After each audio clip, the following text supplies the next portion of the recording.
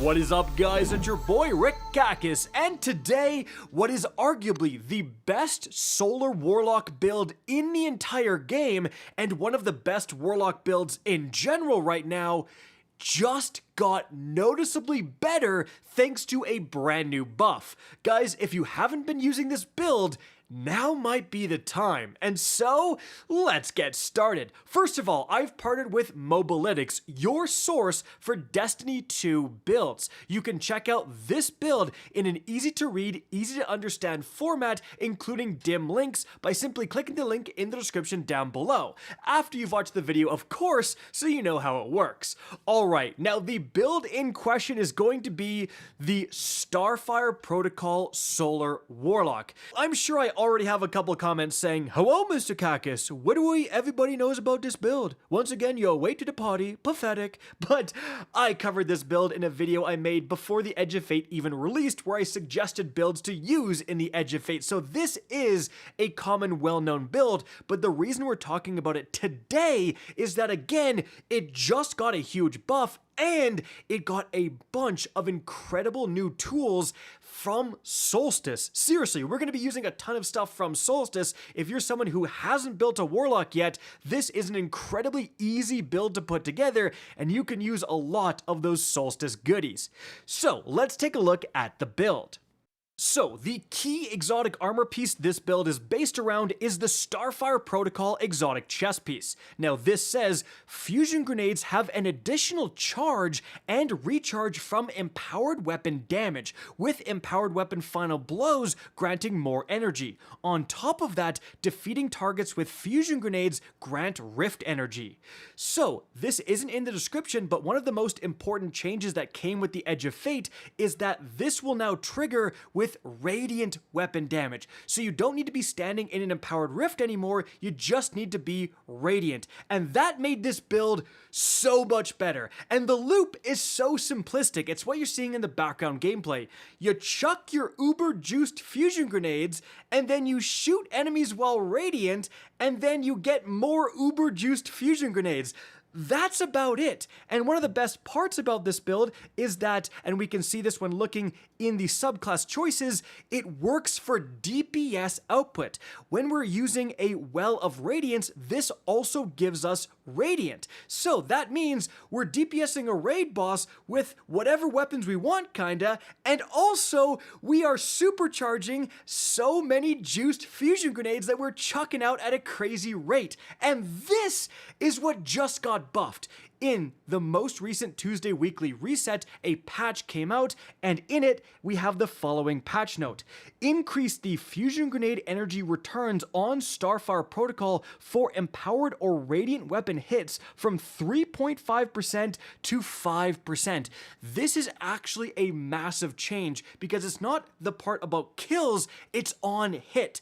So, when you are doing DPS, when you're in your well absolutely laying into a raid boss, you have essentially doubled the chunk of extra fusion grenade energy you get for those radiant weapon hits thanks to this patch. So you should be getting significantly more fusion grenades than you were previous to this patch.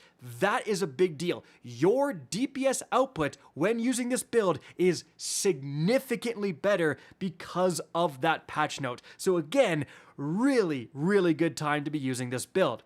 Let's take a look at the rest of our subclass choices. First of all, we're not even using Empowering Rift. We are just fully leaning on the change to Radiant damage triggering all this, so we're using Phoenix Dive. And that means we're going to get it back pretty much instantly when we get kills with our fusion grenades. Now we're also using Incinerator Snap as our melee. Then for the aspects, we are using Touch of Flame. This is mandatory because it makes our fusion grenades explode twice for crazy amounts of damage.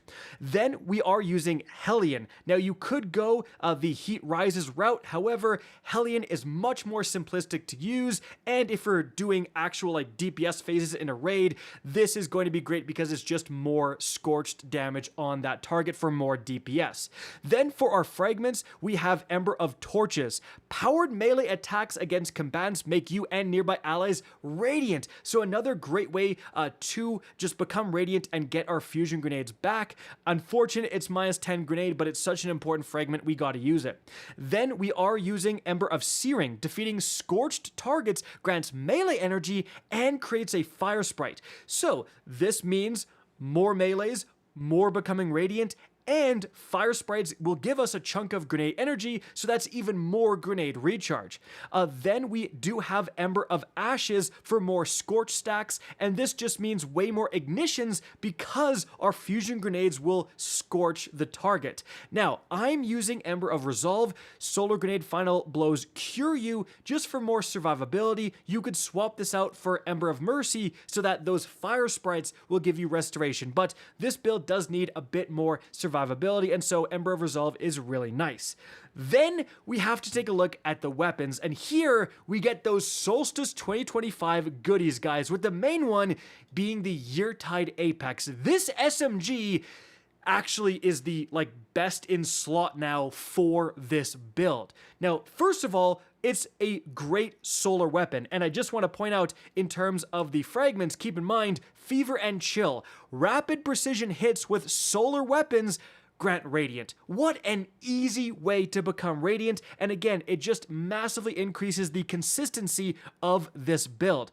But the Yeartide Apex, guys, if you just got a roll like this, if you got Heal Clip plus Incandescent, already fantastic. Remember, the Scorch from Incandescent will actually trigger your fragments and be dropping fire sprites. Already good, and then Heal Clip will keep you alive. But if you really want to dive into this build and use the most synergistic role, you're actually going to use Demolitionist in the left and then Chaos Reshaped or Incandescent in the right. And the reason is because, well, with Demolitionist, every time you get a kill, not only will you get a massive chunk of Fusion Grenade from being Radiant from your exotic chest piece, but then you also get another chunk from Demolitionist. So this is giving you an insane amount of grenade regen here. And also you're throwing so many grenades, you almost never have to reload your weapon because you're going to reload it automatically when you do thanks to Demo. And then Chaos Reshaped is going to improve your damage, but also it will periodically heal the wielder. So it's just a way to get some more survivability. Doesn't happen very often, but again, more survivability from this right column slot while we have that super synergistic Demolitionist perk in the left column, guys. So Yeartide Apex, god tier with this build.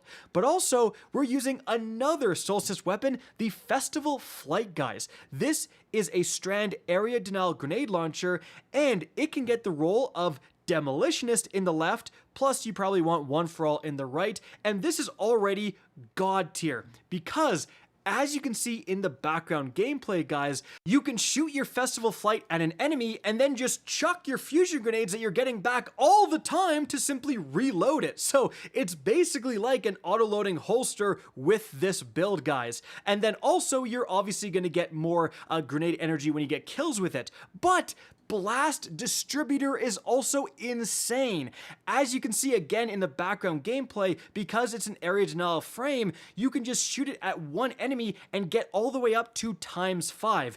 Each stack is 10 more grenade stat. And so that means if you don't have the best armor, guys, if you only have 150 grenade stat, just shoot one shot with your Festival Flight with Blast Distributor and boom, you have 200 grenade stat now, and your grenades are going to be doing insane damage because of that. So either one, Demo or Blast Distributor, so darn good. But then you combine that with, finally we have the Thunderlord. Now, not super synergistic with this build, honestly, just an incredibly good weapon. And because you're doing so many instances of damage, thanks to the lightning strikes, thanks to the rate of fire increasing with this weapon, you can lay into a boss and get your grenades back so darn fast, guys. And then as you can see in the background gameplay, you combine that with the Festival Flight, you shoot your Area Denial Grenade Launcher, so that's ticking away for damage, and then you switch to the Thunderlord and get damage while you're getting those damage ticks, and you just have so many instances of damage, you're getting your grenades back so darn fast. Like, it is crazy fast, especially with this buff, guys. Now, these are not the only weapons you can use. You can swap to, I don't know, another fantastic solar machine gun like the Unwavering Duty here. You know, target lock if you want the DPS roll or something like that. And then you could just use a Wither Horde if you want. You can really swap your weapons to whatever you're using to do the most DPS, but I would recommend that Yeartide Apex with that demo roll. It's just so darn good, guys. Now moving on from there to the armor, and first of all, what stats do you want? Well, number one, it's grenade. Guys, you want as high of a grenade stat as you can possibly get, and frankly, this build will function on just that. Like, you just want a high grenade stat, everything else is gravy. Now, if I can recommend a secondary stat, it would be weapons, because that's the entire gameplay loop for this build. Shoot guys with your weapons, get more grenades. Shoot guys with your weapons more, get more grenades. That's all you're gonna do. And so having a high grenade stat and a high weapon stat is perfect. And guess what? You actually have the gunner archetype that has main stat weapons, secondary stat grenade. So perfect for this build. Now I also have high super, and I would like more melee and class if I can. But again, not a ton of requirements for stats, just as high of a grenade as possible. And then probably next important is weapons. Now, moving on from there, let's take a look at the armor perks here, guys. First of all, or should say mods, I have 2 Ashes to Assets. So this is going to let me convert all of my grenade kills into more Well of Radiance, which is, you know, fantastic. I mean, it's more survivability, it's more radiant, it's just exactly what I want. Then a Harmonic Siphon is going to be fantastic. You do want to be using at least one solar weapon to trigger that artifact perk we looked at earlier where you get radiant. After that, guys, in terms of the gauntlet, we have a grenade font.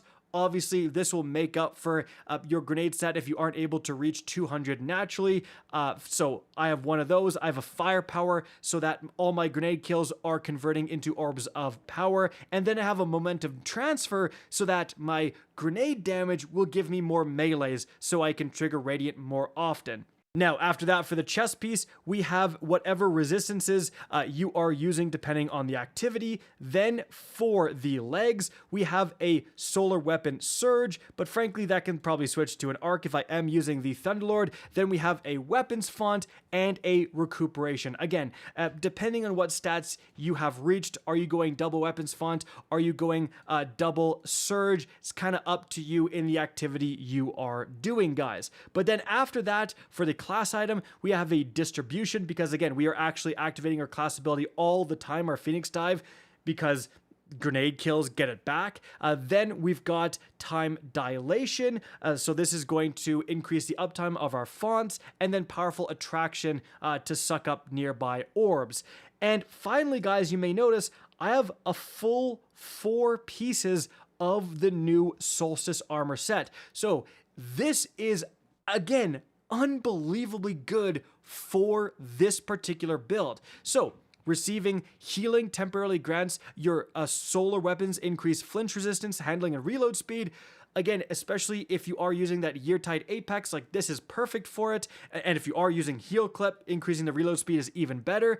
And then the 4-piece Cauterize, rapid solar final blows heal you.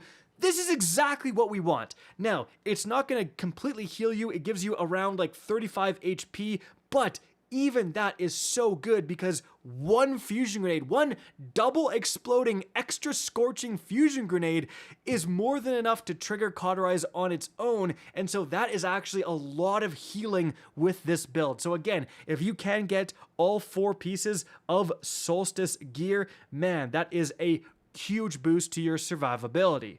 And finally, let's take a look at the key seasonal artifact perks. Obviously, Fever and Chill, as we mentioned earlier. Then Elemental Benevolence. This will actually give you more class ability energy when you trigger your melee, giving Radiant to everyone nearby. Then we could trigger Cauterize Darkness if we wanted to by using like a Chill Clip weapon, for example.